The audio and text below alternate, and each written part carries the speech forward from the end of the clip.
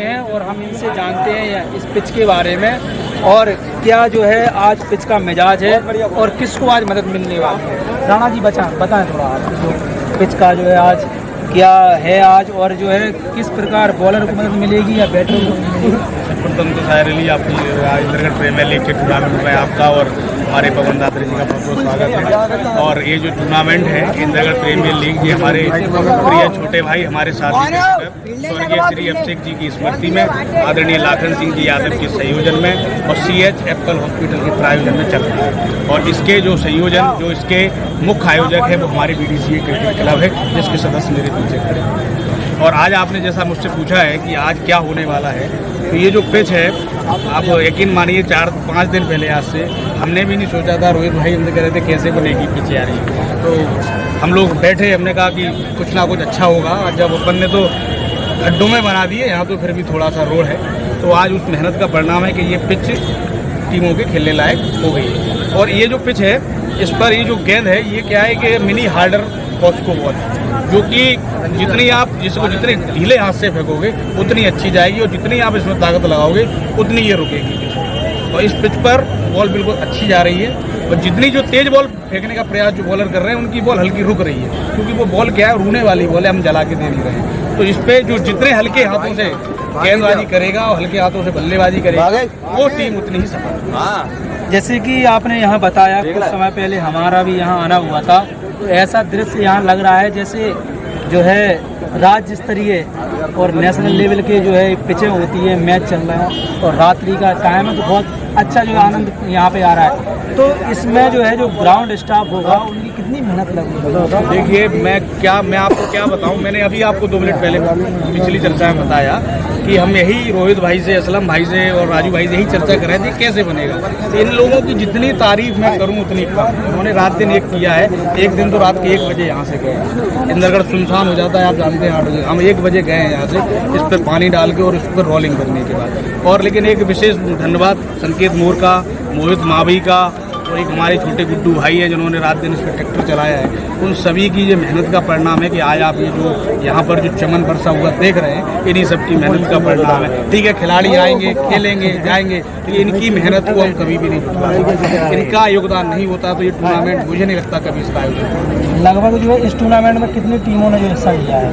इस टूर्नामेंट में हमें रोहित भाई ने आज हमें बताया था, मैंने पूछा उनसे, तो कोई 64 टीमें इस टूर्नामेंट में भाग लेंगी और 64 के बाद कोई टीम की एंट्री हम कर नहीं रहे, क्योंकि चूँकि आचार संहिता आप तो हमसे जाना इस बारे में जानते हैं, आचार संहिता कभी भी लग सकती है। तो जिस दिन आचार संहिता लगेगी ये तामगांव में हटाना पड़ेगा। जैसे कि आपको पता है ये टूर्नामेंट काफ़ी लंबे समय के बाद यहाँ पे हो रहा है और करीब जैसे कि आपने बताया 64 टीमें इसमें हिस्सा ले रही हैं, तो क्या संदेश आसपास के क्षेत्र में इस टूर्नामेंट को लेकर गया है और क्या खिलाड़ियों की प्रतिभा निकल के बाहर आई? धन्यवाद, आपने ये सवाल पूछा। मैं तो क्या कर रहा था इस सवाल का कि ये संदेश बहुत जरूरी है। इस इंद्रगढ़ की धरा से हमने कई टूर्नामेंट कराए, लेकिन इस टूर्नामेंट का प्रायोजन इसलिए भी अहम है क्योंकि जो ग्रामीण क्षेत्र की प्रतियोगिता हैं उन्हें उतना अच्छा प्लेटफॉर्म नहीं मिलता, क्योंकि टीमों की बंदिश लग जाती है या फिर कोई टूर्नामेंट ऐसे होते हैं उनमें कोई एंट्री फीस रख दी जाती है मिनिमम 2100 रुपये, 500 रुपये, 1000 रुपये।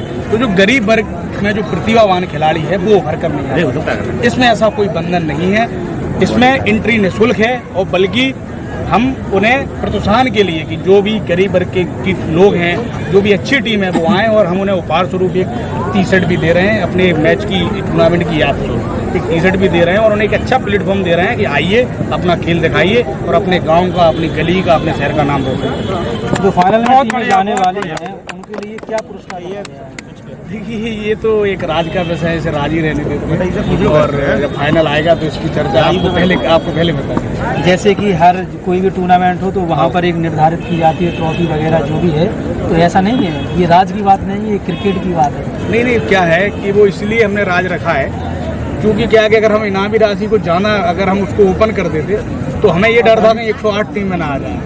कभी कभी क्या है लोग बाग इनामी राशि देख के आकर्षित होते हैं, क्योंकि विधानसभा बहुत बड़ी है, आप भी जानते हो कि इसमें कम से कम 80-90 पंचायतें हैं। हम कैसे मैनेज करते हैं, ये इसको मैनेज करने के लिए हमने ये राशि को होल्ड करके रखा है। तो 2 दिन पहले हम फाइनल के पत्रकार वार्ता करेंगे, उसमें इस राशि का जैसे कि आपने कहा है कि इशारा दिया है कि 108 टीमें आ जाती हैं, 64 टीमें लगभग 66 अभी हैं। हाँ। तो 108 आ जाती, तो कहीं ना कहीं इनाम दमदार होने वाला है। जी जी जी, और आप समझ जाइए। और आप जो है स्टेडियम ग्राउंड को लेकर क्या कहेंगे, जैसे कि यहाँ पर टेम्परेरी बनाया गया है, इंद्रगढ़ में कितनी प्रतिभा है, कितनी टीमों ने हिस्सा लिया है, क्या स्टेडियम यहाँ होना चाहिए, जो कि सियावड़ा विधानसभा क्षेत्र में ये नगर है।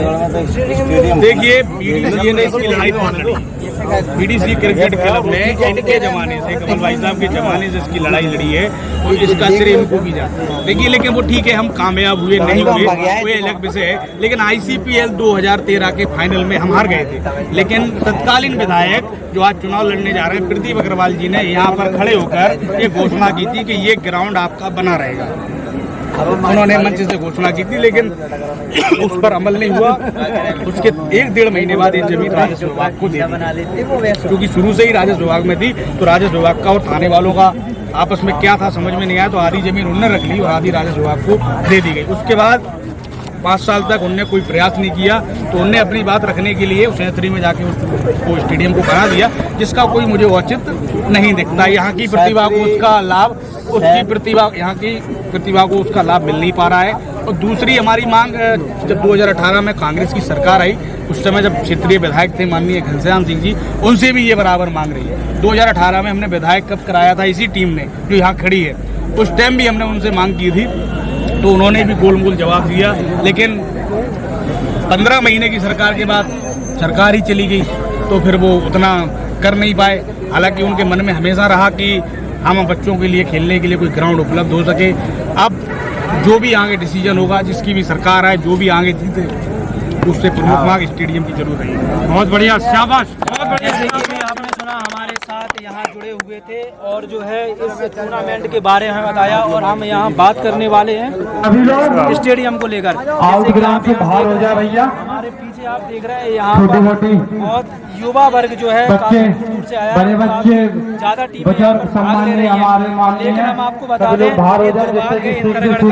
यहाँ पर स्टेडियम नहीं है, लेट ना हो, इसके बाद और मैच होने हैं, व्यवस्था की गई और काफी रोमांचक मैच देखने को मिलेगा है। लेकिन मैं अपने चैनल सरकार को बताना चाहूंगा, जैसे कि राजीव नगर दोनों ही काफी बहुत अच्छे खिलाड़ियों से सजी हुई टीम है, और ग्राउंड में चारों तरफ खराब पढ़ोगे लिखोगे दर्शक खचाखच मैदान पे भरे हुए हैं कि अगर आप जो खेलोगे कूदोगे तो बनोगे नवाब, और खेल कूद करके कई जो है गरीब लड़कों ने नवाब बन के दिखाया है। हमारे सामने ऐसे कई उदाहरण हैं जिन्होंने प्रतिभा के सहारे से जो है प्रगति की ऊंचाइयों को छुआ है। और अगर व्यक्ति में प्रतिभा है, हुनर है, तो वो किसी भी प्लेटफॉर्म में जाकर अपनी प्रतिभा को निखार सकता है। लेकिन सरकार का उसमें विशेष योगदान रहता है। मैं यहाँ पर अपने चैनल के माध्यम से यहाँ की पब्लिक की तरफ से अपील करना चाहूँगा कि के लिए एक स्टेडियम की जाए और इसको जरूर ध्यान में लें।